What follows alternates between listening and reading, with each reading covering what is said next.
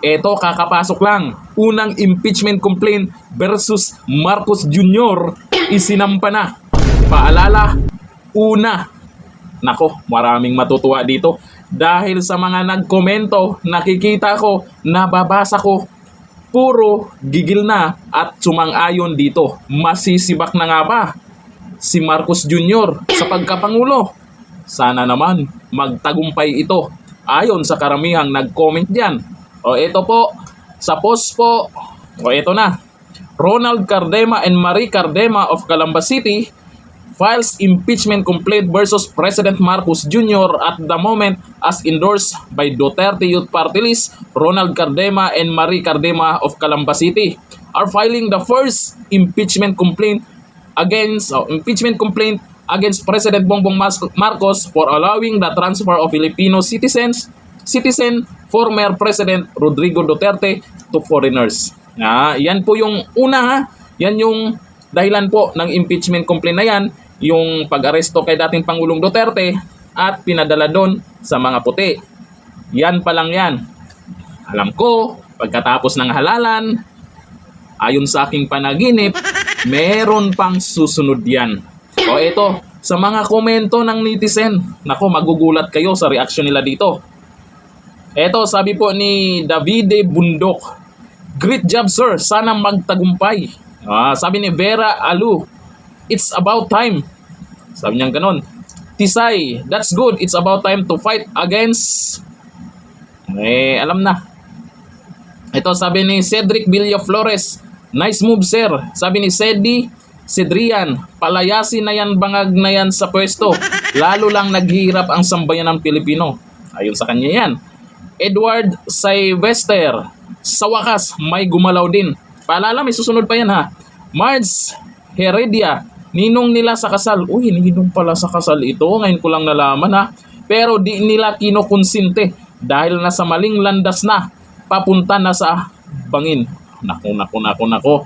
Ito talaga ang pinaka-importanting halalan ngayon.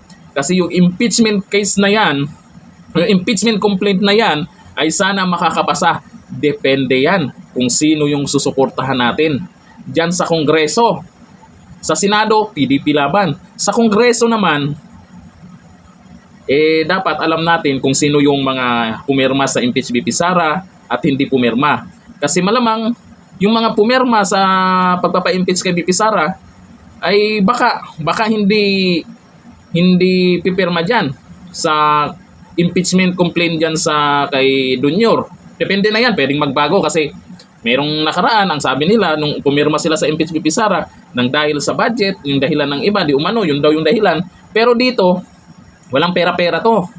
Kung ano po yung nakikita nilang mali ba or sa tingin nila mali ba yung ginawa nila kay dating Pangulong Duterte, at yun na nga, ngayong halalan, nako, kailangan talaga na ang piliin po natin sa Congress, sa distrito nyo, kailangan piliin po natin yung congressman na hindi nababayaran. Congressman na hindi takot mawalan ng budget. Hindi lang yan, pati sa party list. Yung party list naman, marami po tayong mapagkatiwalaan dyan. Yung mga hindi pumirma sa sa impeachment BP Sara, yun ang suportahan natin. Lalo na yung BH number 94, yan po ay hindi pumirma sa impeach BP Sara. Malamang yan ay alam nila kung ano yung tama. Hindi sila takot mawalan ng budget. Yun ang importante dyan. Ito, magandang laban. Pagkatapos ng halalan, magkaalaman kung papasayan. Pero nakita nyo naman sa mga nag-comment dyan, halos lahat pabor sa ginawa na impeachment complaint kay Marcos Jr. Ano bang ibig sabihin nito? Bakit maraming nag-agree? Ayaw na ba nila sa Pangulo natin? Gusto na ba nilang palitan? Dito na makukumpara. Sino ang gusto nyong ma-impeach? Si BP Sara or si Marcos Jr.? Si BP Sara, anong dahilan? Bakit siya i-impeach?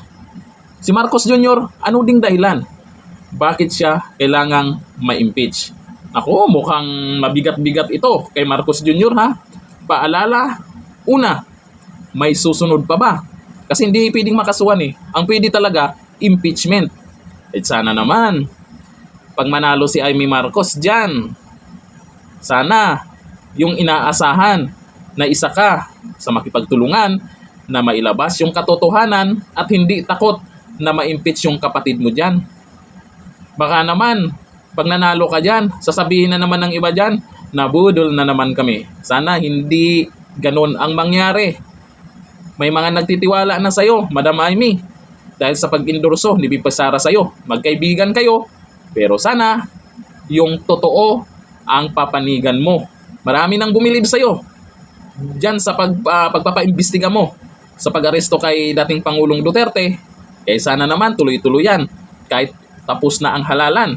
Kasi ngayon, bago maghalalan, nakikita namin na talagang seryoso ka dyan. Malaki ang chance dito ni Amy Marcos talaga kasi marami nang bumilib sa kanya. Kaya hindi ko na tinatawag na mangga siya dahil sa ginawa niya. Malalaman natin yan pag nanalo siya. Tapos, baka biglang mananahimik yan. Aba, mangga talaga siya.